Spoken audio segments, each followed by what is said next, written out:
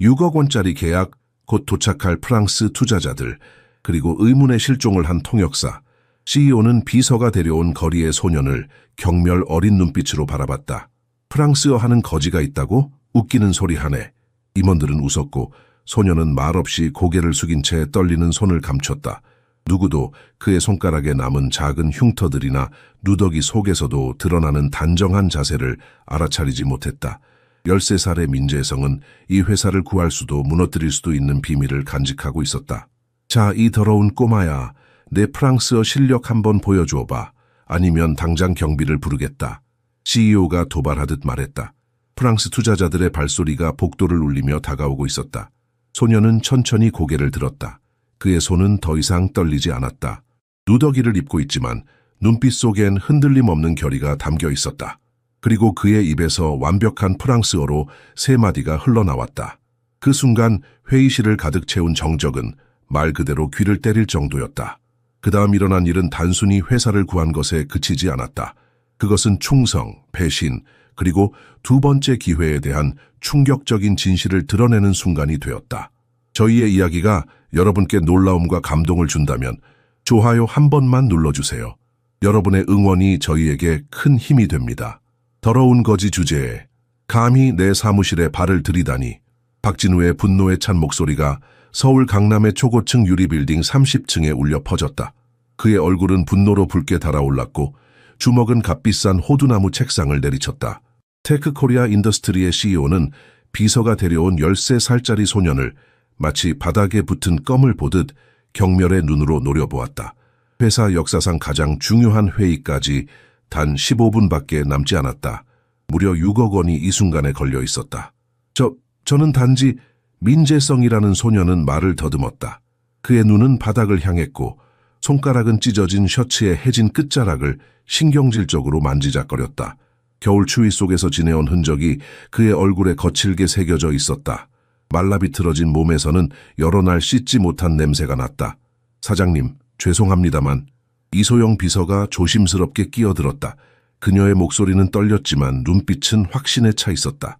이 아이가 빌딩 앞에서 완벽한 프랑스어로 노래를 부르고 있었어요. 우리 통역사가 갑자기 사라진 상황에서 어이가 없군. 최재훈 재무이사가 코웃음을 쳤다. 그는 일부러 소년이 들을 수 있게 목소리를 높였다. 거지가 프랑스어라고? 다음엔 뭐 노숙자 변호사라도 데려올 건가? 회의실에 모인 다른 임원들이 큰 소리로 웃었다. 그들의 비웃음은 재성의 가슴을 날카로운 칼처럼 찔렀다. 그는 주먹을 꽉 쥐었지만 자신의 운명이 이 사람들의 손에 달려있음을 알았다. 밤거리에서 주운 쓰레기에게 우리 회사의 미래를 맡기자는 거야. 마케팅 부장이 조롱하듯 말했다. 저 옷 좀 봐. 저게 사람이 입을 옷인가? 아마 벼룩도 득실거리겠지. 재성은 자신의 낡은 운동화를 내려다보았다. 비웃음과 조롱은 새로운 것이 아니었다. 거리에서 5년을 살면서 그는 모욕을 삼키는 법을 배웠다. 하지만 오늘은 달랐다. 오늘은 그의 삶이 바뀔 수도 있는 날이었다. 저 냄새 정말 역겨워. 또 다른 임원이 코를 움켜쥐며 말했다. 사장님, 이런 쓰레기를 왜 여기 데려왔습니까? 우리는 기업이지 자선단체가 아닙니다. 박진우는 등줄기로 식은땀이 흘러내리는 것을 느꼈다. 회사의 통역사이자 변호사가 아침에 갑자기 사라졌고 그가 없으면 프랑스 사업가들과의 계약은 불가능했다. 서류 뭉치를 들고 있는 그의 손이 미세하게 떨렸다. 모든 것이 무너지고 있었다. 그때 복도에서 구두 소리가 들려왔다. 프랑스인들이 도착했다. 박진우의 위장이 꼬였다. 절대적인 절망 속에서 그는 다시 재성을 바라보았다. 그가 재성을 가리키며 명령했다. 마지막 기회다. 프랑스어를 할 줄 안다는 증거를 보여라. 지금 당장. 모두의 시선이 재성에게 쏠렸다. 조롱의 미소와 회의적인 표정들 사이에서 소년은 마치 무대 위 배우처럼 느껴졌다. 그의 인생에서 가장 중요한 오디션이었다. 재성은 깊게 숨을 들이마셨다. 그의 눈에서 무언가 변했다. 거리의 약한 소년이 사라지고 그 자리에 자신감이 차오르기 시작했다. 그는 천천히 고개를 들어 박진우의 눈을 똑바로 바라보았다. 봉주르 제 콤프롱, 그가 말했다. 그의 발음은 완벽했다. 마치 파리의 고급 학교에서 교육받은 것처럼 귀족적이었다. 방 안에 충격적인 침묵이 감돌았다. 박진우는 수년 동안 경험하지 못했던 감정을 느꼈다. 완전한 불신과 섞인 희망. 프랑스인들의 발소리가 문 앞에서 멈췄다. 테크코리아의 운명은 이제 더럽고 냄새나는 거리에 소년의 손에 달려 있었다.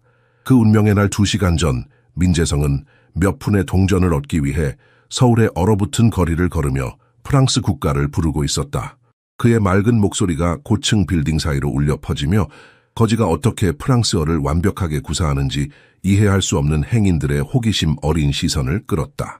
재성은 멈춰 서서 움켜쥔 동전들을 세었다. 1,500원. 겨우 따뜻한 붕어빵 한 개를 살 수 있는 금액이었다. 그의 위장이 울부짖었지만 그는 오늘 이 돈을 쓸 수 없다는 것을 알았다. 이번 주에는 새 신발이 필요했다. 그의 낡은 운동화는 밑창이 완전히 떨어져 나가 얼음장 같은 아스팔트가 발바닥을 찔렀다. 13살의 재성은 아무도 상상하지 못할 비밀을 품고 있었다. 그의 아버지는 서울에서 근무했던 프랑스 외교관이었고 그곳에서 재성의 어머니인 민혜진을 만났다. 혜진은 대형 법률 사무소의 유능한 변호사였다. 복잡한 무역 협상 중에 그들의 로맨스가 피어났고 두 문화와 두 명석한 두뇌를 하나로 묶은 결혼으로 이어졌다. 아빠, 왜 프랑스어를 배워야 해요? 8살 재성이 물었던 기억이 떠올랐다. 왜냐하면 내 아들아, 아버지는 재성의 머리를 쓰다듬으며 대답했다. 지식은 힘이고 힘은 책임이란다. 언젠가 네가 이 모든 것을 사랑하는 사람들을 보호하는 데 사용할 거야. 아버지는 재성이 겨우 8살 때 교통사고로 세상을 떠났다. 절망에 빠진 혜진은 일에 파묻혀 살다가 3년 후 암으로 쓰러졌다.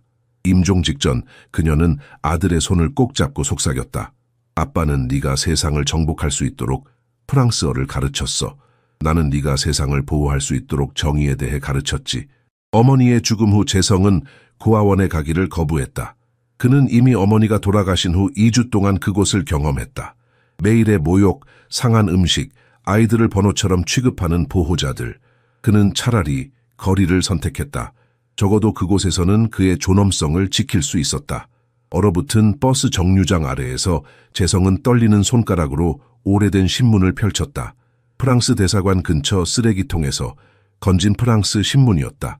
단어들이 춤추는 것 같았지만 그는 집중했다. 어휘력을 유지하는 것이 중요했다. 언젠가 이 기술이 필요할 것이라고 그는 항상 느꼈다. 눈이 내리기 시작했다. 재성은 신문을 조심스럽게 접어 낡은 배낭에 넣었다. 그의 입에서 하얀 증기가 피어올랐다. 오늘 밤 어디서 잘지 결정해야 했다. 강남역 지하도는 추웠지만 안전했다. 한강 다리 밑은 따뜻했지만 위험했다. 노숙자들 사이의 폭력은 흔한 일이었고 13살 소녀는 쉬운 먹잇감이었다. 갑자기 그의 귀에 익숙한 억양이 들렸다. 프랑스어였다. 재성은 본능적으로 소리를 따라갔다. 3명의 우아한 프랑스 비즈니스맨이 고층 유리 빌딩으로 들어가고 있었다. 그들의 대화는 그에게 아버지를 떠올리게 했다. 따뜻한 팔, 웃음소리, 안전함. 재성은 용기를 내어 프랑스어로 그들에게 다가갔다. 그는 유창한 프랑스어로 지금 몇 시냐고 물었다. 프랑스인들은 놀라서 멈췄다. 거리에 더러운 소년이 완벽한 프랑스어로 말하고 있었다. 그들 중 한 명이 시계를 확인하며 10시라고 프랑스어로 대답했다. 그의 눈에는 의문이 가득했다. 그 순간 한 젊은 여성이 빌딩에서 나와 프랑스인들에게 인사했다. 그녀는 재성을 흘끗 보았다가 다시 돌아보았다. 그녀의 눈이 커졌다. 잠깐만요. 그녀가 프랑스인들에게 말했다. 곧 올게요. 이소영은 재성에게 다가왔다. 그녀의 눈에는 희망과 절박함이 섞여 있었다. 너 프랑스어를 할 줄 아니? 그녀가 물었다. 재성은 그녀를 경계하며 바라보았다. 거리에서의 삶은 그에게 불신을 가르쳤다. 하지만 그녀의 눈에서 진실함이 보였다. 네, 그가 단순히 대답했다. 어떻게 배웠어? 제 아버지가 프랑스인이었어요. 소영의 얼굴에 희망의 빛이 스쳤다. 그녀는 재성의 팔을 살짝 잡았다. 우리 회사에 큰 도움이 필요해. 오늘 통역사가 사라졌어. 프랑스인들과 중요한 계약이 있는데 네가 도울 수 있을까? 재성은 망설였다. 그는 여전히 의심스러웠지만 내면에서 무언가가 그를 밀어붙였다. 어쩌면 이것이 그가 기다려온 기회일지도 모른다. 어쩌면 이것이 그의 부모님이 그를 준비시켜온 순간일지도 모른다. 자, 어서 가자. 사람처럼 보이게 할 시간이 딱 10분밖에 없어. 박진우가 재성을 고급 임원 화장실 쪽으로 밀었다.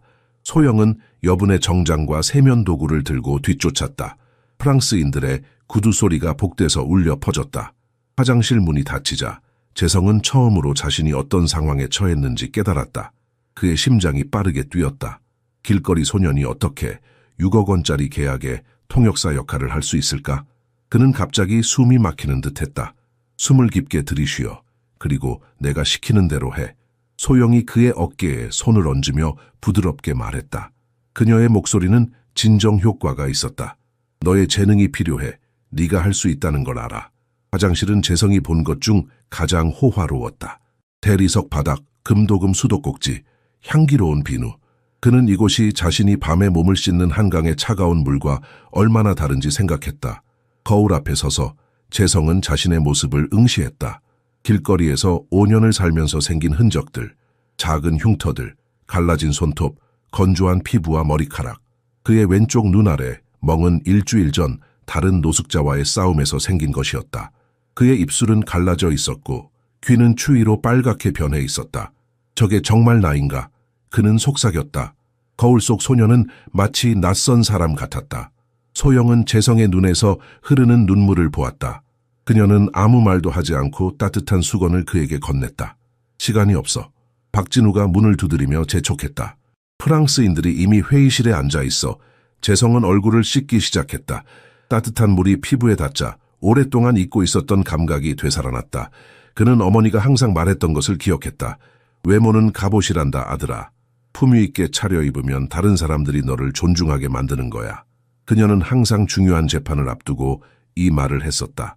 재성은 그때 어머니가 법정 가운에 걸친 모습이 얼마나 강해 보였는지 기억했다. 그녀의 의상은 그녀의 지식만큼이나 그녀의 무기였다. 이런 소영이 가져온 셔츠를 재성에게 건네며 중얼거렸다. 너무 클 것 같아. 재성은 셔츠를 붙잡았다. 깨끗한 면 냄새가 그를 압도했다. 얼마나 오랫동안 이런 깨끗한 옷을 입지 못했던가. 그는 자신의 낡은 티셔츠를 벗었다. 소영은 숨을 들이켰다. 재성의 갈비뼈가 피부 아래로 선명하게 드러났다. 그는 심하게 영양실조 상태였다. 괜찮아. 재성이 그녀의 표정을 알아차리고 말했다.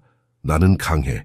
셔츠는 예상대로 컸지만 바지 안에 넣으니 그럭저럭 괜찮아 보였다. 재킷도 역시 크게 느껴졌지만 소영이 소매를 접어주자 어느 정도 형태가 잡혔다. 넥타이는 가장 어려운 부분이었다. 재성의 손가락이 떨렸다. 아버지가 가르쳐 주셨는데 너무 오래되어서 그가 중얼거렸다. 내가 도와줄게. 소영이 넥타이를 잡고 능숙하게 매듭을 지었다. 그들이 마지막 손질을 끝냈을 때 화장실 문이 열렸다. 박진우가 머리를 들이밀었다. 시간 다 됐어. 저 프랑스인들이 점점 짜증을. 그의 말이 갑자기 중단되었다. 그의 눈이 커졌다. 거울 앞에 서 있는 소녀는 더 이상 거리의 더러운 거지가 아니었다. 그 자리에는 똑바로 선 소년이 있었다. 젖은 머리카락은 단정하게 빗어 넘겨져 있었고 하얀 셔츠와 넥타이는 전문가적인 분위기를 풍겼다. 그의 자세는 완전히 달라져 있었다. 어깨를 펴고 턱을 들고 있었다. 내 정장이 좀 크긴 하지만 박진우는 말을 잇지 못했다. 괜찮습니다. 재성이 대답했다. 그의 목소리는 이전에 떨리는 소년의 것이 아니었다. 제 아버지는 항상 사람은 자신이 가진 위치가 아니라 원하는 위치에 맞게 옷을 입어야 한다고 말씀하셨습니다. 박진우는 입을 다물지 못했다. 어떻게 이런 변화가 가능한가? 10분 전만 해도 버려진 쓰레기 같았던 거지가 이제는 마치 명문 사립학교 학생처럼 보였다. 사장님, 재성이 시계를 보며 말했다. 우리가 늦어지고 있습니다. 세 사람은 복도를 따라 회의실로 향했다. 소영은 재성의 놀라운 변신에 여전히 놀라고 있었다. 그는 마치 평생 이런 상황을 위해 준비해온 것처럼 보였다. 회의실 문 앞에서 재성은 잠시 멈춰 깊은 숨을 들이마셨다. 그는 부모님의 얼굴을 마음속으로 떠올렸다. 그들이 자신을 위해 희생한 모든 것, 가르쳐준 모든 것이 이 순간을 위한 것이었을까? 준비됐나요? 박진우가 물었다. 그의 목소리에는 이제 약간의 존경심이 묻어 있었다. 재성은 고개를 끄덕였다. 문이 열리고 그는 자신의 새로운 인생으로 걸어 들어갔다. 회의실 문이 열리자 3명의 프랑스 사업가들이 자리에서 일어났다. 그들의 눈에는 호기심과 의심이 교차했다. 그들은 분명 나이든 통역사를 기대했을 텐데 대신 13살 소년이 등장한 것이다. 재성은 긴장으로 목구멍이 조여오는 것을 느꼈다. 하지만 아버지가 항상 말했던 것을 기억했다. 불안할 때는 3번 깊게 숨을 쉬고 모든 사람이 당신의 말을 기다리고 있다고 생각해라. 그는 정확히 그렇게 했다. 안녕하세요, 선생님들. 재성이 완벽한 프랑스어 발음으로 인사했다. 오늘 통역을 맡게 된 민재성입니다. 프랑스인들의 표정이 동시에 변했다. 가장 나이가 많아 보이는 남자 뒤부아 씨의 눈썹이 놀라움으로 치켜 올라갔다. 모로 씨는 재성을 자세히 살펴보더니 동료에게 귓속말을 했다. 로랑 씨는 팔짱을 풀고 의자에 다시 앉았다. 매우 젊은 통역사로군요. 뒤부아 씨가 프랑스어로 말했다. 그의 말투에는 의심이 깔려 있었다. 재성은 이를 한국어로 완벽하게 번역했다. 박진우의 얼굴에 미소가 번졌다. 지금까지는 순조롭게 진행되고 있었다. 테크코리아는 항상 젊은 인재를 발굴하는데 자부심을 갖고 있습니다. 박진우가 대답했다. 재성은 이를 프랑스어로 유창하게 옮겼다. 회의가 진행되면서 재성은 단순히 단어만 번역하는 것이 아니라 문화적 뉘앙스까지 전달했다. 한국어의 겸손한 표현을 프랑스인들이 이해할 수 있는 자신감 있는 표현으로 바꾸고 프랑스식 비즈니스 표현을 한국적 맥락에 맞게 조정했다. 당신의 통역사는 정말 놀랍군요. 첫 시간이 지난 후 뒤부아 씨가 박진우에게 말했다. 어떻게 이런 젊은 나이에 이런 재능을 발견하셨습니까? 박진우는 식은땀을 흘리며 미소 지었다. 거리에서 주운 거지라고 말할 수는 없었다. 우리 회사는 항상 숨겨진 다이아몬드를 찾는 눈이 있습니다. 재성은 프랑스어 서류를 검토하면서 가슴이 따뜻해지는 것을 느꼈다. 이것은 그가 몇 년 동안 느끼지 못했던 감정이었다. 소속감, 가치, 목적. 길거리 생활에서는 오직 생존만이 목표였다. 그러나 지금 그는 다시 한번 자신의 교육과 재능이 의미가 있다는 것을 느꼈다. 이 부분을 다시 설명해 주시겠습니까? 재성이 한 조항을 가리키며 프랑스어로 물었다. 그의 질문은 세련되고 정확했다. 모로 씨는 놀라워하며 설명을 시작했다. 그러나 설명하는 동안 재성은 모로 씨의 눈에서 무언가 이상한 것을 발견했다. 그것은 불편함이었을까? 아니면 초조함이었을까?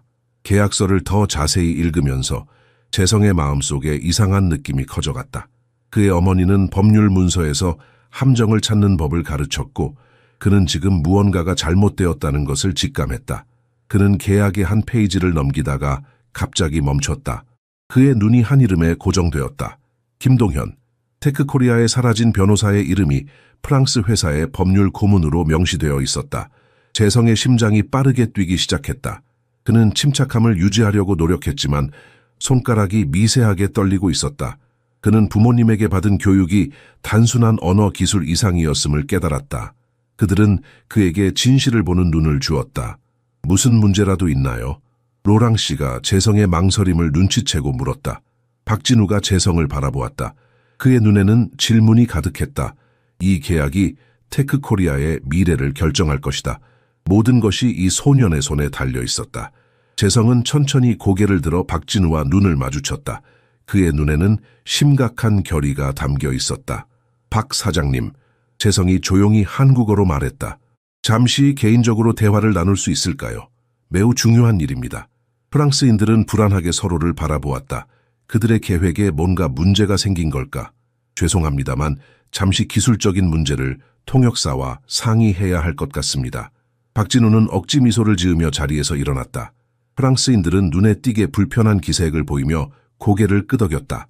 복도로 나온 박진우와 재성은 몇 걸음 떨어진 빈 사무실로 들어갔다. 문이 닫히자마자 박진우의 표정이 변했다.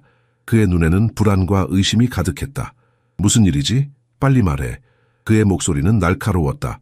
6억 원이 기다리고 있어. 재성은 손을 떨며 계약서를 펼쳤다. 그의 심장은 격렬하게 뛰고 있었다. 지금 말하는 내용이 그의 운명을 결정할 것이다. 거리로 돌아갈 것인가? 아니면 새로운 시작을 할 것인가? 사장님, 이 계약은 함정입니다. 재성이 빠르게 말했다. 그의 손가락이 계약서의 여러 조항을 가리켰다. 이건 투자가 아니라 인수입니다. 실제 가치의 10분의 1도 안 되는 금액으로 테크코리아를 사려는 겁니다. 박진우의 얼굴이 창백해졌다. 무슨 소리야? 이 조항을 보세요. 재성이 12페이지를 펼쳤다. 영구 보증, 단계적 벌금, 독점 조항. 이 모든 것이 테크코리아를 프랑스 회사의 자회사로 만들기 위한 것입니다. 그럴 리가 없어. 박진우가 믿지 않는 듯 계약서를 낚아챘다. 하지만 프랑스어 법률 용어는 그에게 외계어나 다름없었다. 그리고 더 심각한 것이 있습니다. 재성이 목소리를 낮추었다. 김동현 변호사의 이름이 프랑스 회사의 법률 고문으로 기재되어 있습니다. 그가 사라진 것은 우연이 아닙니다. 박진우는 마치 물리적인 타격을 받은 것처럼 비틀거렸다. 그는 가까운 의자에 무너지듯 앉았다. 김동현은 단순한 회사 변호사가 아니었다. 그는 대학 시절부터의 친구였고 박진우의 딸 결혼식에서 주례를 섰던 사람이었다. 그의 딸의 대부였다. 말도 안 돼. 박진우가 중얼거렸다. 그의 손이 떨렸다. 동현이가 그럴 리가 없어. 넌 뭔가 잘못 본 거야. 재성은 자신이 길거리 생활에서 배운 가장 중요한 교훈을 기억했다. 진실은 종종 가장 아픈 형태로 온다는 것. 그는 몇 걸음 다가가 조심스럽게 박진우의 팔에 손을 얹었다. 사장님, 저도 이해합니다. 2시간 전에 저는 당신 눈에 그저 거리의 쓰레기였어요. 왜 제 말을 믿어야 하죠? 재성의 목소리는 부드러웠지만 확신에 차 있었다. 하지만 제 어머니는 변호사였고 아버지는 외교관이었어요. 그들은 제게 문서에 숨겨진 의미를 읽는 법을 가르쳐 주셨어요. 복도에서 문 두드리는 소리가 들렸다. 프랑스인들이 초조해하고 있었다. 사장님, 재성이 진지하게 말했다. 제 아버지가 항상 말씀하셨어요. 돈을 잃는 것보다 영혼을 잃는 것이 더 나쁘다고. 이 계약에 서명하지 마세요. 박진우는 소년의 눈을 들여다보았다. 그 눈에는 어린 나이에 걸맞지 않은 지혜가 담겨 있었다. 그는 어떻게 길거리 생활을 하는 고아가 이런 깊은 통찰력을 가질 수 있는지 이해할 수 없었다. 증거를 더 보여줄 수 있어. 박진우가 물었다. 재성은 계약서의 마지막 페이지를 펼쳤다. 이 회사는 2년 전에 사기 혐의로 해체된 유령 회사입니다. 식별 코드가 맞지 않아요. 제 아버지가 모든 공식 프랑스 문서에는 특정 코드 체계가 있다고 가르쳐 주셨어요. 박진우의 시선이 변했다. 의심은 점차 경악으로 바뀌었다. 그의 인생 전체가 단 몇 분 만에 재정립되고 있었다. 가장 신뢰했던 친구의 배신, 낯선 소년의 충성심, 회사의 운명이 달린 결정.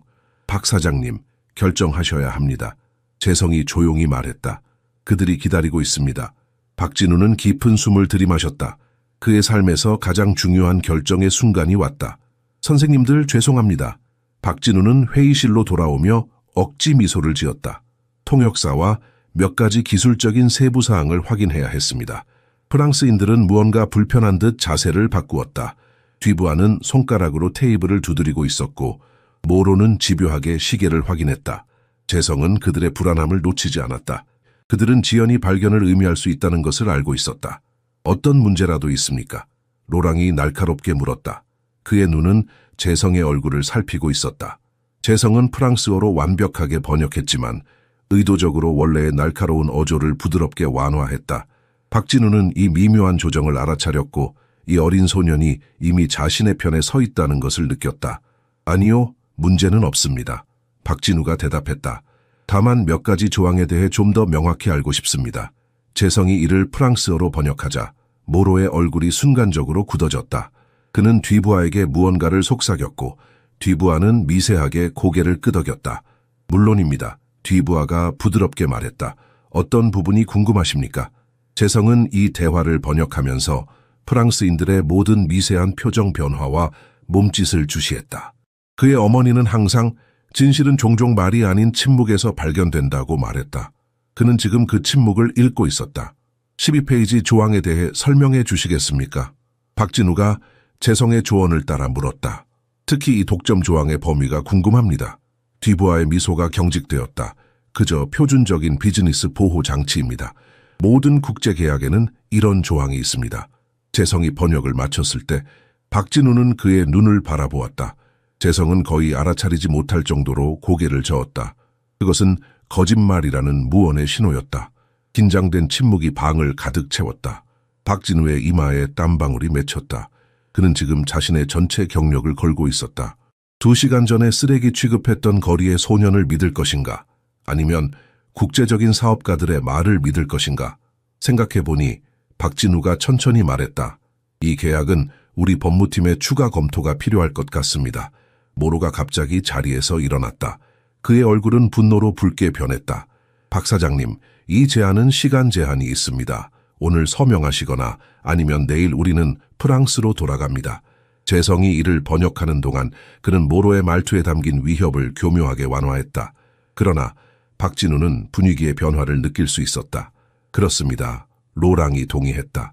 6억 원은 관료적인 변덕을 기다리지 않습니다. 재성은 다시 충실히 번역했지만 원래 없었던 존중의 어조를 추가했다. 박진우는 이 미묘한 조작에 감사함을 느꼈다. 우리 입장을 이해해 주십시오. 박진우가 재성을 통해 대답했다.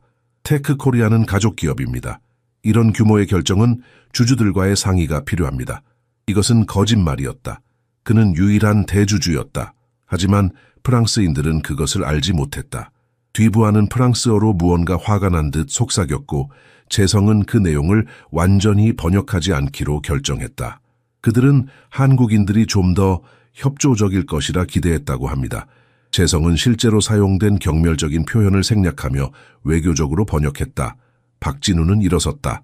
그의 존엄성은 손상되지 않았다. 신사 여러분, 내일 답변을 드리겠습니다. 제 운전기사가 호텔까지 모셔다 드릴 수 있습니다. 프랑스인들은 분노에 찬 표정으로 떠났다. 테이블 위에 문서를 남겨두었다. 박진우는 재성이 각 페이지를 귀중한 증거처럼 조심스럽게 모으는 것을 지켜보았다. 제인, 둘만 남았을 때 박진우가 말했다. 이제 자네가 옳았는지 확인하고 싶군. 재성은 고개를 끄덕였다. 그의 눈에는 안도와 긴장이 동시에 보였다. 이제 그는 자신의 주장을 증명해야 했다. 서울에서 유일한 독립 프랑스 법률가인 장피에르 루소의 사무실로 향하는 리무진 안에서 박진우는 재성이 전문가의 집중력으로 문서를 검토하는 것을 지켜보았다. 소녀는 이동 중에도 더 많은 증거를 찾을 수 있다며 서류를 가지고 가게 해달라고 요청했다. 차 창문 밖으로 서울의 밤 풍경이 스쳐 지나갔다.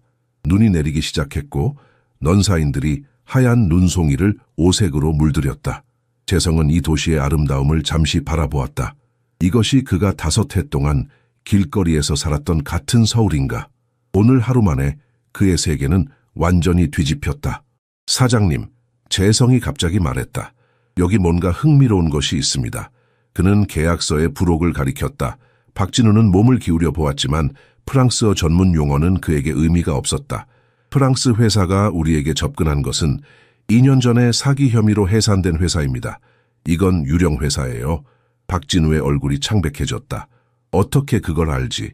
문서 식별 코드를 보세요. 재성이 작은 글씨가 인쇄된 페이지 하단을 가리켰다. 모든 프랑스 공식 문서에는 특정 패턴의 코드가 있어요. 이것은 가짜입니다. 루소의 사무실에 도착했을 때 그들은 40년의 국제법 경험을 가진 무뚝뚝한 노 변호사를 만났다. 그는 프랑스인과 한국인 사이의 가교 역할을 해온 법률 전문가였다. 처음에 루소는 회의적인 눈길로 재성을 바라보았다. 어떻게 이런 어린 소년이 복잡한 법률 문서를 해석할 수 있다는 것인가? 그러나 그가 재성의 설명을 들을수록 그의 표정은 점점 심각해졌다. 1시간의 침묵 속 분석 후 루소는 심각한 표정으로 고개를 들었다.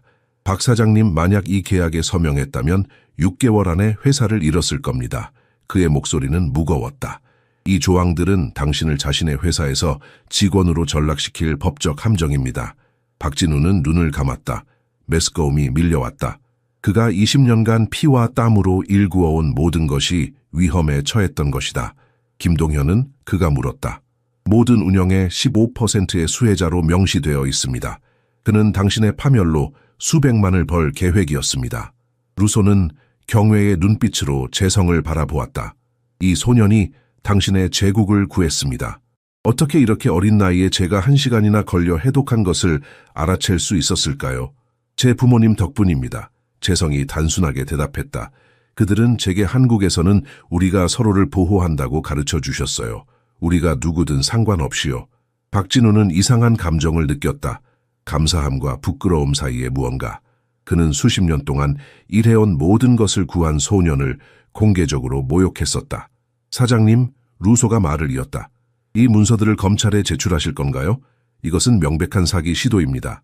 박진우는 창밖을 바라보았다. 그의 마음은 복잡했다. 김동현은 대학 시절부터 친구였다. 그들은 함께 술을 마시고 함께 웃고 서로의 결혼식에서 들러리를 서주었다. 어떻게 이런 배신이 가능한가? 아직은 아닙니다. 그가 마침내 대답했다. 먼저 생각할 시간이 필요합니다. 리무진으로 돌아가는 길에 박진우는 재성의 프로필을 살펴보았다. 창문에 비친 소년의 모습은 이제 자신감에 차 있었다. 그는 더 이상 거리의 쓰레기가 아니었다. 그는 박진우의 제국을 구한 영웅이었다. 자네는 어디서 자나? 박진우가 갑자기 물었다. 재성은 놀란 듯 그를 바라보았다. 보통은 한강다리 밑이요. 추위를 많이 피할 수 있어서요. 박진우는 그 말을 듣고 가슴이 아팠다. 그가 전에는 왜 그런 현실에 눈을 돌리지 않았을까? 그때 그의 휴대폰이 울렸다. 이메일이 도착했다. 브라질 항공 거물 엠브레르에서 정직하고 투명한 파트너십을 위해 8억 원을 제안하는 내용이었다. 운명이 13살짜리 거지 소년을 통해 말을 건 것이었다. 사무실로 돌아온 박진우는 임원들을 긴급 회의에 소집했다.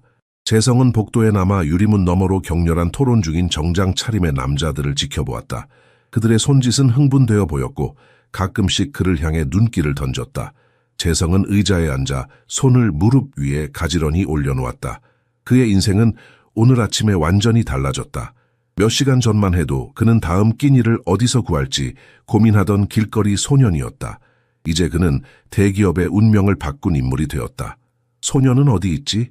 유리문 너머로 재무이사의 목소리가 들렸다. 박진우가 상황을 설명하자 임원들의 표정이 놀라움으로 바뀌었다.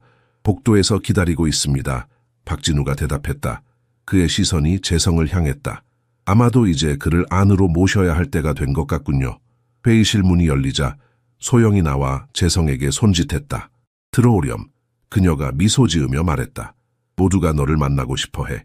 재성이 회의실로 들어서자 몇 시간 전에 그를 비웃었던 바로 그 임원들이 일제히 자리에서 일어났다. 갑작스러운 존경의 표시에 재성은 당황했다. 침묵이 방을 감쌌다. 재성군, 박진우가 감정이 북받친 목소리로 말문을 열었다. 자네가 테크코리아를 구했네. 그것보다 더 중요한 건 자네가 500명의 일자리를 구했다는 거야. 내 일자리를 포함해서. 재성은 자신의 발끝을 바라보았다. 부모님이 돌아가신 이후로 이렇게 많은 사람들의 주목을 받은 적이 없었다. 이제 그들은 모두 그를 기대에 찬 눈으로 바라보고 있었다. 사장님, 재성이 겸손하게 대답했다. 저는 단지 부모님이 가르쳐 주신 대로 했을 뿐입니다. 한국에서는 누군가 도움이 필요할 때 우리는 돕습니다. 재무이사가 다가와 손을 내밀었다. 그의 표정에는 진심 어린 후회가 담겨 있었다. 자네를 의심해서 미안하네, 젊은이. 자네는 우리에게 섣부른 판단에 대한 교훈을 주었어. 다른 임원들도 차례로 다가와 비슷한 사과를 건넸다. 재성은 각각의 인사를 존엄성 있게 받아들였다. 그는 어머니가 용서와 두 번째 기회에 대해 말했던 것을 기억했다. 알고 싶은 게 있어. 모든 임원들이 돌아간 후 박진우가 말했다. 왜 그랬지? 내가 자네를 끔찍하게 대했잖아. 그냥 날 계약서에 서명하게 하고 떠날 수도 있었을 텐데. 재성은 창밖으로 지평선까지 펼쳐진 서울을 바라보았다. 한때 그를 거부했던 이 도시가 이제는 그의 새로운 시작점이 되었다. 이것은 제 나라니까요, 사장님. 그리고 사장님은 제 동포입니다. 어머니는 항상 한국의 진정한 힘은 우리의 기업이나 기술이 아니라 서로를 돌보는 우리의 능력에 있다고 말씀하셨습니다. 박진우의 눈에 눈물이 맺혔다. 그는 수십 년간의 기업 생활에서 이렇게 감동한 적이 없었다. 그의 성공은 항상 냉정한 비즈니스 결정과 전략적 사고에 기반했었다. 그러나 이 소녀는 그에게 가장 기본적인 인간 가치, 즉 연민과 정직함의 중요성을 상기시켰다. 자네 같은 사람이 필요해. 박진우가 갑자기 말했다. 테크코리아에서 일할 생각 있나? 재성은 놀라서 그를 바라보았다. 저요? 하지만 저는 학교도 제대로 다니지 못했어요. 저는 그저 자네는 천재야. 박진우가 단호하게 말했다. 자네가 가진 능력은 학교에서 가르치는 게 아니야. 그건 여기서 오는 거지. 그는 자신의 가슴을 두드렸다. 그리고 여기서 그는 자신의 머리를 가리켰다. 소영이 회의실 문을 두드렸다. 사장님, 브라질 엠브레르에서 화상회의를 요청했습니다. 8억 원 제안에 대한 논의를 위해서요. 박진우는 재성을 바라보았다. 같이 가자. 자네가 필요해. 재성은 망설였다. 그의 눈에 두려움과 기대가 동시에 어렸다. 정말 저를 원하시나요? 내 인생에서 이렇게 확신한 적이 없었네. 박진우가 대답했다. 회의실을 나서기 전 재성은 잠시 멈춰 창밖을 바라보았다. 서울의 불빛이 그의 새로운 시작을 축하하는 것처럼 반짝였다. 그는 부모님이 지금 자신을 보고 있다면 자랑스러워하실 거라고 생각했다. 회의를 마친 후 박진우는 테크코리아 본사 주차장에서 재성과 함께 걸었다. 늦은 겨울 저녁이 다가오고 있었고 가로등이 하나둘 켜지기 시작했다. 눈이 가볍게 내리며 두 사람의 발자국 위에 새하얀 층을 덮었다. 재성, 박진우가 갑자기 물었다. 오늘 밤 어디서 잘 거지? 질문은 재성을 당황하게 했다. 하루 종일 그는 회사를 구하는 데 집중했고 밤이 어떻게 지나갈지는 생각하지 않았다. 그는 잠시 망설였다. 거짓말을 할까? 아니면 진실을 말할까? 한강 다리 밑에 비교적 안전한 곳이 있어요, 사장님. 그는 결국 정직하게 대답했다. 겨울엔 그곳이 그나마 추위를 피할 수 있어요. 박진우의 얼굴이 굳어졌다. 그는 발걸음을 멈추고 재성을 정면으로 바라보았다. 안 돼. 그럴 수 없어. 괜찮습니다, 사장님. 재성이 미소 지으며 말했다. 저는 5년 동안 거리에서 살았어요. 추위에 익숙해졌습니다. 그게 문제야. 박진우가 단호하게 말했다. 료는 이제 더 이상 거리에서 살지 않을 거야. 오늘 밤부터 나와 함께 살 거야. 재성의 눈이 커졌다. 그는 자신이 제대로 들었는지 확신할 수 없었다.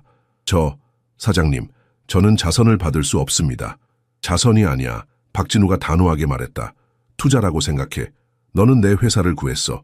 하지만 더 중요한 건 너는 나에게 내가 진정 누구인지를 보여줬어.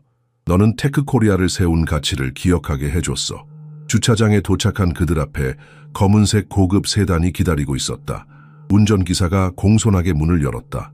재성은 망설였다. 그는 이런 채 타본 적이 없었다. 들어가. 박진우가 부드럽게 말했다. 내 집은 충분히 넓어. 재성은 여전히 의심스러웠다. 길거리 생활은 그에게 신중함을 가르쳤다. 하지만 박진우의 눈에서 진실된 관심을 볼 수 있었다. 그것은 동정이 아니었다. 그것은 존중이었다. 사장님, 저는 가족의 일원이 되는 방법을 더 이상 모릅니다. 재성이 조용히 고백했다. 나도 마찬가지야. 박진우가 놀랍게도 인정했다. 내 아내는 3년 전에 세상을 떠났어. 내 딸은 미국에서 공부하고 있고 이 집은 너무 조용했어. 그는 마치 어려운 결정을 내리는 것처럼 잠시 멈췄다. 우리가 함께 알아가는 건 어떨까? 재성의 눈에 눈물이 고였다. 그는 얼마나 오랫동안 이런 말을 듣고 싶었던가? 얼마나 오랫동안 다시 소속감을 느끼고 싶었던가? 감사합니다, 사장님. 그가 마침내 대답했다. 기회를 감사히 받겠습니다. 차는 강남의 고급 주택가로 향했다. 창문 너머로 재성은 자신이 그토록 동경했던 세계를 바라보았다. 화려한 상점들, 세련된 카페들, 따뜻한 불빛이 켜진 집들. 그동안 그는 이 세계를 바깥에서만 바라보았다. 박진우의 집은 재성이 상상했던 것보다 더 크고 호화로웠다. 넓은 정원, 현대적인 건축물, 경비원이 지키는 철문. 그러나 안으로 들어서자 재성은 이 화려한 집에 뭔가 결여되어 있음을 느꼈다. 그것은 따뜻함이었다. 내 집이지만 집 같지는 않아. 박진우가 마치 재성의 생각을 읽은 듯 말했다. 아내가 죽은 후로 이곳은 그저 잠을 자는 곳일 뿐이었어. 재성은 벽에 걸린 가족 사진을 바라보았다. 웃고 있는 여성과 젊은 소녀, 그리고 훨씬 젊고 행복해 보이는 박진우의 모습. 그는 얼마나 많은 것을 잃었는지, 그리고 이제 얼마나 외로운지 이해했다. 이제부터는 달라질 거예요. 재성이 조용히 약속했다. 그날 밤 재성은 수년 만에 처음으로 부드러운 침대에 누웠다. 창문 너머로 서울의 불빛이 반짝였다. 그는 자신의 인생이 어떻게 이렇게 급격히 그리고 완전히 바뀔 수 있었는지 궁금했다. 그는 부모님의 얼굴을 떠올렸다. 봐주세요. 그가 마음속으로 속삭였다. 저 여전히 살아있어요. 그리고 이제 다시 집이 생겼어요. 6개월 후 민재성은 완전히 다른 사람이 되어 있었다. 서울 최고의 개인 교사들에게 배우며 명문 서울대학교 입학을 준비하고 있었다. 그의 타고난 지능은 마침내 적절한 영양과 안정된 환경에서 꽃을 피우기 시작했다. 마치 오랜 그늘 속에 있던 식물이 마침내 햇빛을 받은 것처럼 박진우는 매일 아침 재성의 발전을 지켜보며 경이로움을 느꼈다. 소녀는 단순히 학업에만 뛰어난 것이 아니었다. 그는 테크코리아의 독특한 관점을 가져왔다. 그의 제안으로 저소득층을 위한 3가지 혁신적인 기술 제품이 개발되고 있었다. 사장님, 그날 아침 재성이 식탁에서 서류를 넘기며 말했다. 브라질 계약이 진행 중인데 그들의 법적 요구사항에 몇 가지 변경이 필요해 보입니다. 박진우는 미소를 지었다. 재성은 이제 회사의 국제 계약을 검토하는 비공식 고문이 되었다. 그의 다국어 능력과 법적 통찰력은 기업 전체의 귀중한 자산이 되었다. 네 생각은 어때? 박진우가 물었다. 그는 이제 재성의 판단을 전적으로 신뢰했다. 재성은 최근 개발한 자신감으로 분석을 설명했다. 그는 더 이상 움츠러들지 않았고 그의 목소리는 명확하고 권위 있게 들렸다. 박진우는 자부심을 느꼈다. 이것이 바로 아버지가 되는 것인가? 아빠, 재성이 갑자기 말했다. 그는 즉시 얼굴을 붉혔다. 죄송합니다, 사장님. 자연스럽게 나왔어요. 박진우는 커피를 마시다 거의 살해될 뻔했다. 아빠라고? 죄송합니다. 재성이 당황해하며 말했다. 실수였어요. 사과하지 마. 박진우가 목이 메어 말했다. 나는 네가 그렇게 부르는 것이 영광이야. 둘 사이에 감정적인 침묵이 흘렀다. 6개월 전 그들은 서로를 혐오와 두려움으로 바라보았다. 이제 그들은 아버지와 아들이 되어가고 있었다. 그런데 박진우가 화제를 전환하며 말했다. 오늘 중요한 날이지. 그렇지? 재성의 얼굴이 밝아졌다. 네, 소르본 대학에서 답장이 왔어요. 그들의 교환 학생 프로그램에 제가 선정되었답니다. 파리의 명문 대학은 재성의 다국어 능력과 탁월한 학업 성취도에 감명받아 특별 초청을 보냈다. 프랑스에서 1년을 공부할 수 있는 기회였다. 정말 자랑스럽구나. 요 박진우가 진심으로 말했다. 가방 쌀 준비는 됐어? 재성은 잠시 망설였다. 그의 눈에 복잡한 감정이 교차했다. 사실 저는 가지 않기로 결정했어요. 뭐라고? 박진우가 놀라서 물었다. 왜? 이건 내 꿈이었잖아. 아버지의 나라에서 공부하는 것. 재성은 창밖으로 서울의 스카이라인을 바라보았다. 그의 눈에는 결의가 담겨 있었다. 여기가 제 집이에요. 그가 단순하게 말했다. 한국에 남아서 더 나은 나라를 만드는데 기여하고 싶어요. 우리 기술이 세계의 본보기가 되도록 돕고 싶어요. 박진우는 깊은 감동을 느꼈다. 이 소녀는 단순히 그의 집에 들어온 것이 아니었다. 그는 그의 심장에 들어왔다. 확신하니? 그가 물었다. 네, 재성이 미소 지었다. 언젠가는 가겠지만 지금은 아니에요. 지금은 당신과 함께 여기 있을 거예요. 아빠. 그 단어는 이번에 더 자연스럽게 나왔다. 박진우는 재성의 어깨를 꼭 잡았다. 둘 다 말이 필요 없었다. 그들은 서로에게 필요한 것을 찾았다. 아들은 아버지를, 아버지는 아들을. 그날 저녁 그들은 함께 저녁 식사를 했다. 집은 더 이상 차갑지 않았다. 대화와 웃음이 방을 채웠다. 때때로 박진우는 아내의 미소가 사진 속에서 더 밝아진 것 같다고 생각했다. 테크코리아는 계속해서 성장했지만 이제 더 넓은 사명을 갖게 되었다. 박진우와 재성은 함께 기업이 단순히 이익을 추구하는 것을 넘어 사회에 긍정적인 영향을 미칠 수 있음을 증명하고 있었다. 길 잃은 소년과 외로운 CEO는 이제 가족이 되었다. 혈연이 아닌 선택에 의한 가족. 2년 후 15살의 재성은 테크코리아의 복도를 주니어 부사장으로 걸어 다녔다. 회사 역사상 가장 어린 임원이었다. 그는 이제 5개 언어를 유창하게 구사했고 혁신적인 통신기술 관련 특허 3개를 개발했다. 그의 변화는 내면에서도 일어났다. 한때 거리에서 살던 소년의 조심스러운 눈빛은 이제 지혜롭고 자신감 넘치는 젊은 리더의 시선으로 바뀌었다. 그의 걸음걸이에는 확신이 담겨 있었고 그의 목소리는 지휘권을 자연스럽게 발휘했다. 재성, 박진우가 그의 사무실로 그를 불렀다. 다음 주 독일 투자자들 프레젠테이션을 네가 진행했으면 한다. 재성은 놀라서 고개를 들었다. 혼자서요? 네가 준비되었다고 생각해.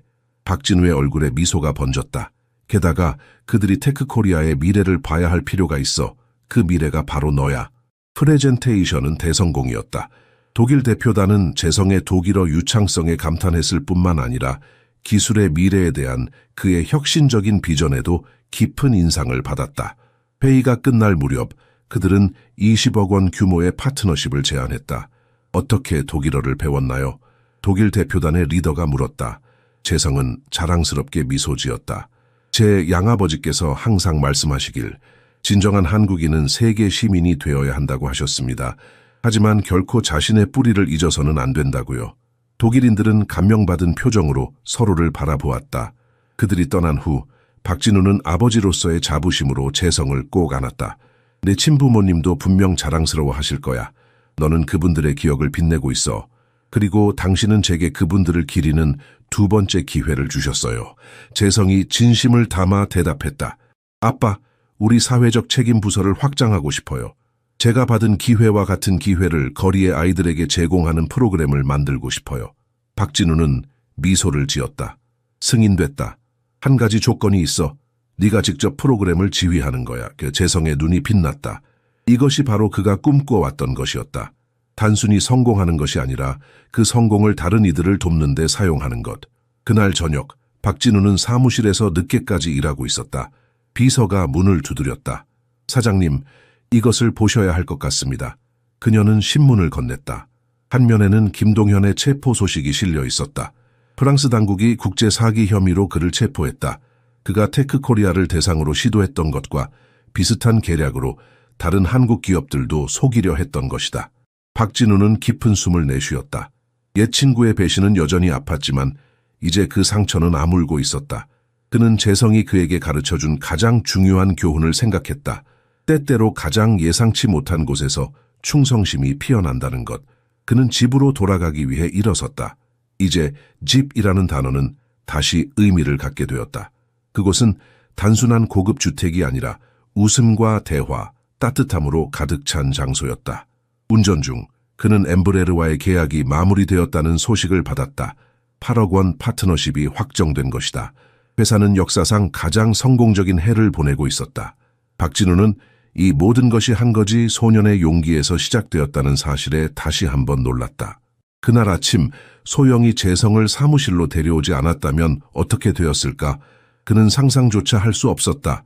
집에 도착하자 그는 거실에서 재성이 서류에 둘러싸여 공부하고 있는 것을 발견했다. 그는 이제 대학교 과정을 예습하고 있었다. 그의 지적 갈증은 끝이 없었다. 나중에 박진우가 말했다. 오늘 밤은 축하할 일이 있어. 엠브레르 계약이 확정됐어. 재성의 얼굴이 환하게 빛났다. 정말요? 축하드려요, 아빠. 우리의 성공이야. 박진우가 정정했다. 네가 없었다면 불가능했을 거야. 그들은 뒷마당으로 나가 별이 빛나는 서울의 밤하늘 아래 앉았다. 차가운 공기에도 불구하고 그들의 마음은 따뜻했다. 2년 전 이맘때 나는 한강 다리 밑에서 자고 있었을 거예요. 재성이 조용히 말했다. 인생이 어떻게 이렇게 바뀔 수 있는지 믿기지 않아요. 박진우는 아들의 어깨를 감쌌다. 운명이라고 생각해. 우리는 서로가 필요했어. 나는 네가 나에게 인간성을 상기시켜 주길 필요로 했고 너는 가족이 필요했어요. 재성이 단순하게 말을 마쳤다. 그들은 말없이 밤하늘을 바라보았다. 테크코리아는 단순한 기술 회사가 아니었다. 그것은 이제 한국의 상징이 되었다. 역경을 기회로 바꾸고 다른 이들이 문제만 볼 때 가능성을 보는 능력의 상징. 그 운명의 날로부터 5년 후 재성은 서울대학교 국제법학과에서 최우수 성적으로 졸업했다. 졸업식은 잊을 수 없는 행사였다. 재성이 졸업연설을 하는 동안 박진우는 첫 줄에 앉아 자부심으로 빛났다. 우리는 태어난 곳이 아니라 어떻게 살기로 선택하느냐에 따라 진정한 힘이 결정된다는 것을 배웠습니다. 재성은 수천 명의 청중을 향해 말했다. 한국은 제게 한 나라의 진정한 가치는 축적한 부가 아니라 그 자녀들에게 제공하는 존엄성에 있다는 것을 가르쳐 주었습니다. 객석에는 수십 명의 전직 거리 소년들이 박수를 치고 있었다. 모두 재성이 테크코리아에서 만든 프로그램의 수혜자들이었다. 많은 이들이 이제 명문대학에서 공부하고 있었고 다른 이들은 회사에서 일하고 있었다. 졸업식 후 박진우는 재성에게 특별한 선물을 건넸다. 공식 입양 서류였다. 모든 면에서 법적으로 이것이 현실이 되길 원해. 그가 목이 메어 말했다.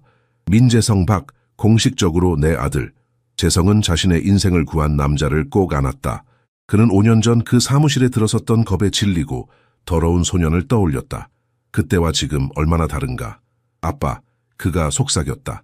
그날 제가 테크코리아를 구했다는 것을 알고 계시죠? 물론이지. 박진우가 혼란스러운 표정으로 대답했다. 아니요, 아빠.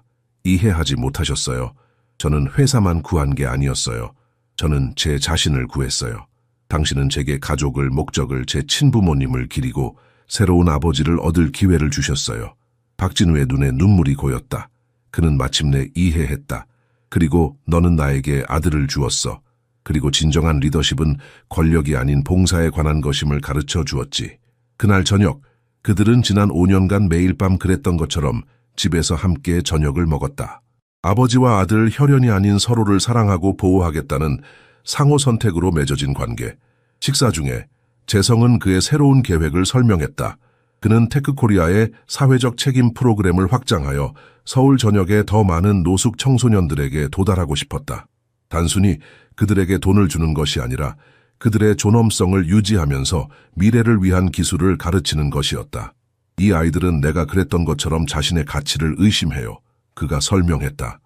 그들에게 필요한 것은 자선이 아니라 기회예요. 박진우는 자랑스럽게 고개를 끄덕였다. 예산은 얼마나 필요하지? 10억 원. 재성이 망설임 없이 대답했다. 박진우는 눈 하나 깜짝하지 않았다. 승인됐다. 내일 아침에 시작해. 이 순간 그들의 관계는 단순한 구조자와 구조된 자의 관계를 넘어섰다. 그들은 진정한 파트너가 되었다. 동등한 비전과 가치를 공유하는 아버지와 아들. 테크코리아의 기업 구호는 기술로 세상을 연결하다에서 기술로 세상을 치유하다로 바뀌었다. 그것은 재성의 아이디어였고 회사의 새로운 방향을 완벽하게 포착했다. 그날 밤 늦게 재성은 자신의 방 창문에서 서울의 빛나는 스카이라인을 바라보았다. 5년 전 그는 이 같은 도시의 불빛을 추위와 굶주림 속에서 멀리서 바라보았다. 이제 그는 그 빛의 일부가 되었다. 엄마, 아빠, 그가 별이 빛나는 하늘을 향해 속삭였다. 저는 여전히 당신들의 가르침을 따르고 있어요. 저는 여전히 당신들의 아들이에요. 그리고 이제 저는 당신들이 저를 위해 꿈꿨던 사람이 되어가고 있어요. 바람이 부드럽게 그의 뺨을 어루만졌다. 어쩌면 그것은 우연일 수도 있고 어쩌면 그의 상상일 수도 있다. 하지만 그 순간 재성은 부모님이 여전히 그와 함께하고 있다고 느꼈다. 10년 후 30살의 재성박은 모든 것이 시작된 바로 그 사무실에 앉아 있었다. 이제 그는 테크코리아의 CEO였다. 70세가 된 박진우는 자선 사업에 전념하기 위해 은퇴했지만 여전히 일이 어떻게 돌아가는지 확인하기 위해 매일 회사를 방문했다. 아빠, 재성이 보고서를 검토하며 미소 지었다. 더 이상 저를 감독하실 필요 없어요. 이제 제가 30이에요. 오래된 습관이지. 박진우가 웃었다. 게다가 내 아들이 제국을 통치하는 모습을 보는 것이 좋아. 재성은 이제 차분하고 자신감 있는 지도자가 되었다. 그의 눈은 여전히 13살 소년의 호기심을 간직하고 있었지만 이제 그것은 지혜와 경험으로 깊어졌다. 그의 어깨는 더 넓어졌고 그의 손은 더 이상 떨리지 않았다. 그는 자신의 피부에 편안하게 자리 잡은 사람이었다. 테크코리아는 세계 50개국에 사무실을 둔 세계 최대 기술 회사 중 하나가 되었다. 그러나 더 중요한 것은 그것이 한국의 우수성의 상징이 되었다는 것이다. 단순히 이익을 창출할 뿐만 아니라 삶을 변화시키는 기업. 아빠, 재성이 창밖으로 서울의 스카이라인을 바라보며 말했다. 테크코리아가 이렇게 성장할 것이라고 상상하셨어요? 박진우는 그의 옆에 서서 어깨를 두드렸다. 회사가 아니라 네가 이렇게 성장할 거라고 상상하지 못했어. 그리고 그것이 나를 더 자랑스럽게 만든다. 재성의 책상 위에는 그의 친부모의 사진이 있었다. 박진우는 그들의 사진을 찾아내기 위해 많은 노력을 기울였다. 그는 재성이 자신의 뿌리를 잊지 않기를 원했다. 사진 옆에는 박진우와 함께 찍은 최근 사진이 있었다. 2개의 세계, 하나의 심장. 오늘이 무슨 날인지 알아? 박진우가 물었다. 재성은 잠시 생각했다. 제가 처음 이 사무실에 들어온 날이에요. 15년 전 오늘. 정확해. 박진우가 작은 상자를 꺼냈다. 이것이 내게 줄 선물이야. 재성은 조심스럽게 상자를 열었다. 그 안에는 낡은 넥타이 핀이 있었다. 단순하지만 품위 있는 디자인이었다. 이건 내 아버지의 것이었어. 박진우가 설명했다. 그는 나에게 주셨고 이제 내가 너에게 준다. 새 세대를 잇는 것이지. 재성의 눈에 눈물이 고였다. 그는 핀을 꺼내 빛에 비춰보았다. 고맙습니다, 아빠. 제가 항상 소중히 간직할게요. 오후에 있었던 이사회 회의에서 재성은 분기 실적을 발표했다. 테크코리아는 모든 예상을 뛰어넘었지만 그를 가장 자랑스럽게 한 것은 사회적 영향 보고서였다. 거리에서 구출된 3,000명의 아이들, 대학을 졸업한 2,000명, 회사에서 일하는 500명. 여러분, 재성이 발표를 마쳤다. 우리는 한국의 혁신이 기술에만 국한되지 않는다는 것을 증명했습니다. 우리는 인간성 2번째 기회, 역경을 기회로 전환하는 능력에서도 혁신했습니다. 이사회는 박수를 쳤지만 박진우는 이 말들이 단순한 숫자 이상을 의미한다는 것을 알았다. 그것들은 절망적인 거지와 굴욕당한 CEO로 시작해 아버지와 아들이 세대를 초월하는 유산을 함께 구축하며 끝나는 여정의 정점을 나타냈다. 회의가 끝난 후 재성은 그의 사회적 책임 프로그램의 수혜자였던 젊은 관리자들과 만났다. 그들 중 많은 이들은 한때 그와 같은 처지에 있었다 버려지고 잊혀지고 보이지 않는 존재였다. 이제 그들은 미래의 리더들이었다. 당신은 저희에게 희망을 주셨어요. 그들 중 한 명이 말했다. 단순히 돈이 아니라 존엄성을요. 재성은 고개를 끄덕였다. 나도 한때 너희와 같은 자리에 있었어. 내가 너희에게 줄 수 있는 가장 중요한 교훈은 이거야. 네가 누구였는지가 아니라 네가 누구가 될 수 있는지가 중요하다는 것. 그날 저녁 재성과 박진우는 테크코리아 설립 30주년을 기념하는 특별 갈라 행사에 참석했다. 1000명이 넘는 직원, 파트너, 고객들이 참석했다. 무대에 선 두 사람은 한 회사의 이야기가 아니라 한 가족의 이야기를 들려주었다. 15년 전 재성이 마이크에 대고 말했다. 저는 이 건물 앞에서 동전 몇 개를 구걸하고 있었습니다. 오늘 밤 저는 이 기업의 수장으로 여기 서 있습니다. 이것이 한국의 기적입니다. 이것이 두 번째 기회의 힘입니다. 기립 박수가 터져 나왔다. 하지만 재성에게 가장 중요한 것은 첫 줄에 앉아 눈물을 흘리며 박수치는 노인의 미소였다. 아버지와 아들은 서로에게 더 이상 말이 필요하지 않았다. 그들의 마음은 이미 하나였다. 재성의 삶이 변화된 지 20년이 지난 어느 봄날 아침, 그는 테크코리아 본사 옥상 정원에 서 있었다. 40살의 그는 이제 국제적으로 존경받는 기업가이자 인도주의자였다. 그의 검은 머리카락에는 이제 약간의 회색 가닥이 섞여 있었고 그의 얼굴에는 지혜의 선이 깊어졌다. 서울은 그의 발 아래 펼쳐져 있었다. 도시는 그가 길거리에서 살던 시절보다 더 커지고 발전했다. 마치 그의 삶을 반영하는 것 같았다. 여기 계실 줄 알았어요. 익숙한 목소리가 들렸다. 재성은 돌아서서 미소 지었다. 박진우가 천천히 그에게 다가오고 있었다. 80세가 넘은 그는 이제 지팡이에 의지했지만 그의 눈은 여전히 예리했고 그의 미소는 따뜻했다. 생각할 때 여기가 가장 좋아요. 재성이 대답했다. 도시 전체가 보이니까요. 무슨 생각을 그렇게 깊이 하고 있었니? 박진우가 그의 옆에 서서 물었다. 재성은 한동안 말이 없었다. 변화에 대해 생각하고 있었어요. 그가 마침내 말했다. 한 사람의 행동이 얼마나 많은 것을 바꿀 수 있는지에 대해서요. 그날은 특별한 날이었다. 테크코리아 구제재단이 공식적으로 출범하는 날이었다. 1조 원 규모의 이 재단은 전 세계의 취약 청소년들을 지원하기 위한 것이었다. 재성의 오랜 꿈이 마침내 실현되는 순간이었다. 아빠, 재성이 말했다. 한 가지 물어봐도 될까요? 그날 정말로 왜 저를 집으로 데려가셨어요? 단지 제가 회사를 구했기 때문만은 아니었을 것 같아요. 박진우는 깊은 숨을 들이마셨다. 처음에는 그랬을지도 모르지. 하지만 그날 밤 네가 내 집에 들어섰을 때 나는 내 눈에서 내 아내를 보았어. 그녀도 항상 가능성을 볼 수 있었거든.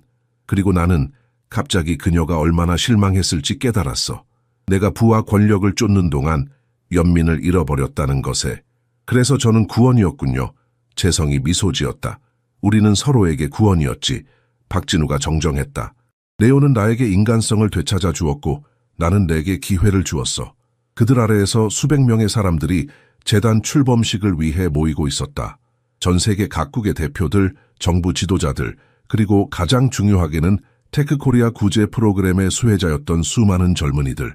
내가 평생 이룬 것 중 가장 자랑스러운 것이 무엇인지 알아? 박진우가 갑자기 물었다. 회사요? 재성이 추측했다. 아니, 박진우가 재성의 어깨를 꼭 쥐었다.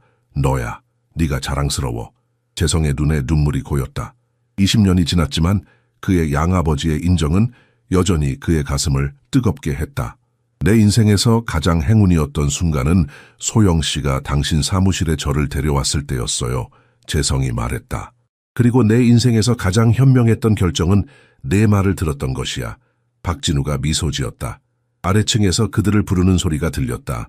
행사가 시작될 시간이었다. 준비됐니? 박진우가 물었다. 재성은 고개를 끄덕였다. 이 날을 위해 20년 동안 준비해 왔어요. 그들이 엘리베이터로 향하는 동안 재성은 잠시 멈춰서서 도시를 마지막으로 바라보았다. 그는 추웠던 그 겨울날 박진우의 사무실로 향하는 소영을 따라갔던 떨리는 소년을 생각했다. 그때 그는 자신의 삶이 어떻게 바뀔지 상상조차 할 수 없었다. 행사장에서 재성은 강단에 올라 마이크 앞에 섰다. 1000명이 넘는 청중 앞에서 그는 자신의 이야기를 나누었다. 거리의 소년에서 세계적인 CEO가 되기까지의 여정. 그는 어떤 세부 사항도 미화하지 않았다. 굶주림, 두려움, 냉담한 세상에서 살아남기 위한 필사적인 투쟁. 오늘 우리가 출범하는 이 재단은 단순히 돈을 기부하는 것이 아닙니다. 그가 청중을 바라보며 말했다. 우리는 기회를 기부하는 것입니다. 우리는 존엄성을 기부하는 것입니다. 우리는 두 번째 기회를 기부하는 것입니다. 박수가 터져 나왔다. 첫 줄에 앉아있던 박진우는 눈물을 흘리며 미소 지었다. 제 양아버지께서 저에게 가르쳐 주신 가장 중요한 교훈은 이것입니다. 재성이 계속했다. 진정한 성공은 우리가 얼마나 높이 올라가느냐가 아니라 얼마나 많은 사람들을 우리와 함께 끌어올리느냐에 달려 있다는 것입니다. 행사가 끝난 후 재성과 박진우는 나란히 서서 악수와 축하를 받았다. 그들은 더 이상 단순히 기업의 창립자와 현 CEO가 아니었다. 그들은 한국의 상징이 되었다. 연민, 혁신, 두 번째 기회의 힘을 보여주는 살아있는 증거. 늦은 저녁, 집으로 돌아가는 차 안에서 재성은 창밖으로 서울의 밤 풍경을 바라보았다. 그는 아직도 가끔 길거리에서 살았던 시절의 꿈을 꾸곤 했다. 하지만 이제 그 꿈들은 그를 두렵게 하지 않았다. 그것들은 그가 얼마나 멀리 왔는지를 상기시켜주는 것이었다. 아빠, 그가 조용히 말했다. 감사합니다. 제가 저 자신을 믿지 못했을 때 저를 믿어주셔서요. 고맙다. 박진우가 대답했다. 내가 진정 누구인지 기억하게 해줘서. 그들은 차 안에 앉아 아버지와 아들, CEO와 창립자, 우연히 만난 두 영혼이 함께 이익뿐만 아니라 목적에도 기반한 제국을 세웠다. 테크코리아는 계속 성장할 것이지만 그들의 가장 큰 성취는 이미 완성되었다. 한국에서는 도움의 의지가 있는 곳에 항상 구원의 길이 있다는 것을 증명한 것이다. 그리하여 제국을 구한 거지는 단순히 돈 이상의 것을 구했음을 발견했다. 가족, 회사, 그리고 자기 자신을 구했다. 진정한 한국의 기술은 칩이나 소프트웨어에 있는 것이 아니라 연민과 기회를 통해 삶을 변화시키는 무한한 능력에 있었다. 태양이 서울 위로 떠올랐고 기적이 매일 일어나는 도시를 비추었다. 단지 그것들을 볼 용기가 있으면 된다.